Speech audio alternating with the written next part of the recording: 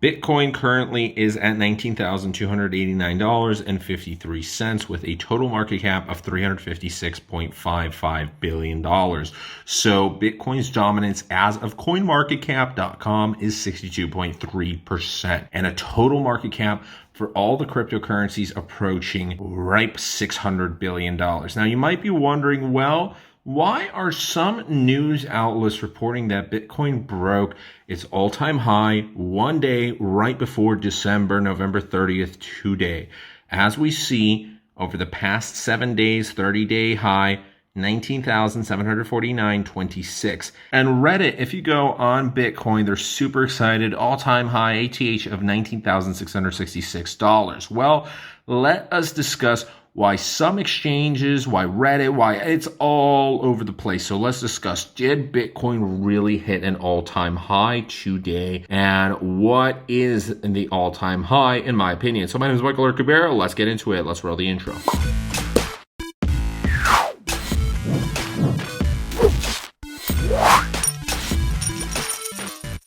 All right, so in my opinion, and a lot of people's opinions, a all-time high of $20,000 has been reported. A lot of people think 19,666 is way too low, and currently the 19,255 or 19,300 where it's at, and previously was 19,750. This is very, very close, but 20,000 would be a proper all-time high. It's that psychological barrier. It's just like $10,000, right?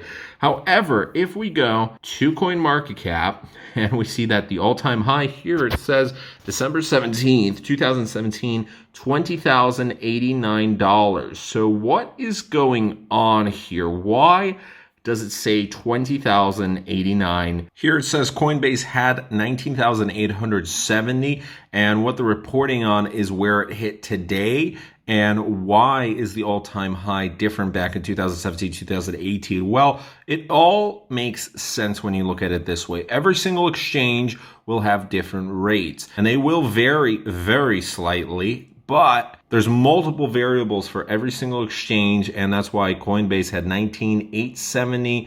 It was $20,000 on Robinhood today, and days range 19,808. Let's click on this. So we see Coinbase 19,604, Bitfinex 19,613, Bybit 19,668, BitBay 19,557, Gemini 19,658, Bitrex 19,606, 19,808 on Bitstamp, Gemini 19,9999, Coinbase 19,892, Bitfinex 19,891, Huobi 19,867, Binance 19,799, BitMEX 19,777, Bitstamp 19,666, Kraken 19,660. I consider the all-time high to be 20,000. It all depends what the all-time high of today was, based on when these Redditors were making their posts. So that's why, first of all, there's two sets of variables for what the all-time high was in all of these exchanges.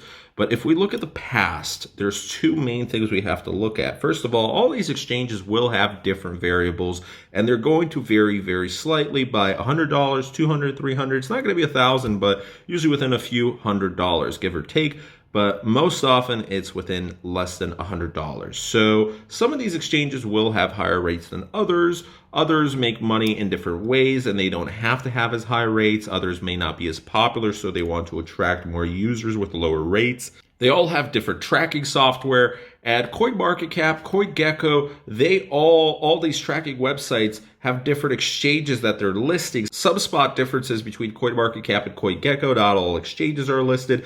What CoinMarketCap and CoinGecko and all these aggregators do is that they take the moving average of all of these exchanges. So, of course, if one has more exchanges than the other, or if one doesn't include the same exchange as the one that's like the outlier 19,892 or 19,557 or something like that, well, that's going to make a huge difference in what the average is. So that's why CoinMarketCap's 20,087 was different than, for example, CoinGecko and other places, is because they included different exchange prices, and some exchanges were way overpriced, but these are the most popular exchanges. We also have to factor in a second look. We're talking constantly in US dollars.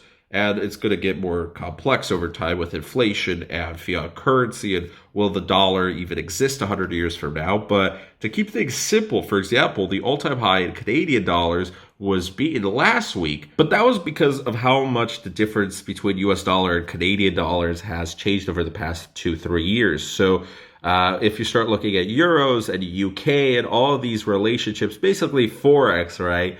Well, we're all at different points. So the all-time high for euros, the all-time high for GBP or Canadian dollars or Australian dollars or PLN or whatever your currency is will vary based on how the currency is currently performing. So just to keep things simple, a lot of people just say US dollars, right?